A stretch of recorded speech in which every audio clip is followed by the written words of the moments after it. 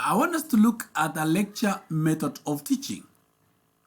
This is your presenter, Professor Kibet of Jalan Education. What is a lecture method?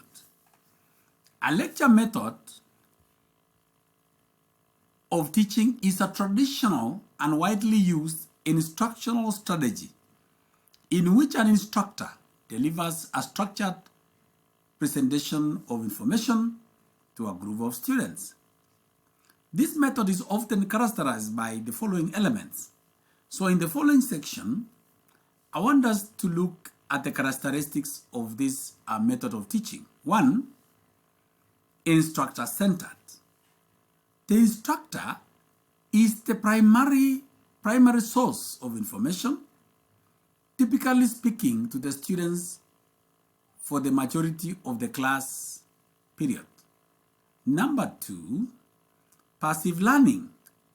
Students primarily listen and take notes with limited opportunities for interaction or engagement during the lecture.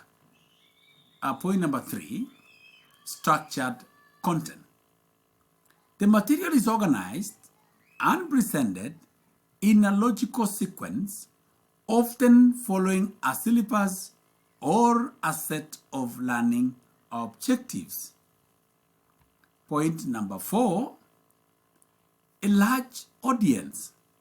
Lectures can be delivered to a large groups of students, making it an efficient way to disseminate information to many people at the same time or at once.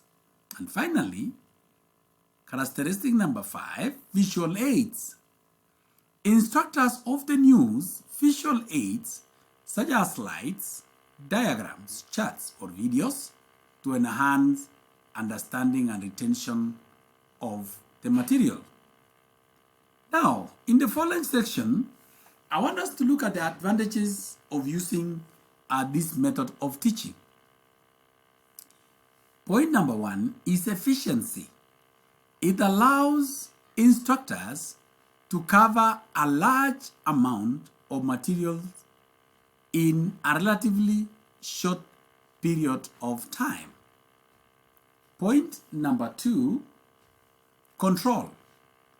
The instructor has control over the content and the pace of the presentation, ensuring that all necessary topics are addressed. Advantage number 3, scalability. This method is suitable for large classes where other teaching methods may not be practical. Point number 4, foundation of knowledge. It provides a solid foundation of knowledge upon which more interactive and applied learning activities can be built. And finally, I want us to look at the disadvantages, some major disadvantages of this method of teaching. Number 1, passive learning. Students may become passive recipients of information, which can lead to lower engagement and retention. Number 2, limited interaction.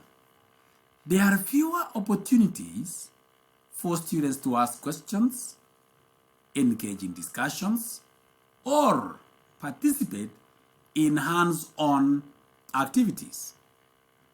Point number 3, varied learning styles. It may not accommodate the diverse learning styles and needs of all students, particularly those who benefit from more interactive or experiential learning. And finally, attention span. Students' attention may wane during long lectures, reducing the effectiveness of the instruction. So that marks the end of this presentation, where I have been discussing about the lecture method of teaching. Bye.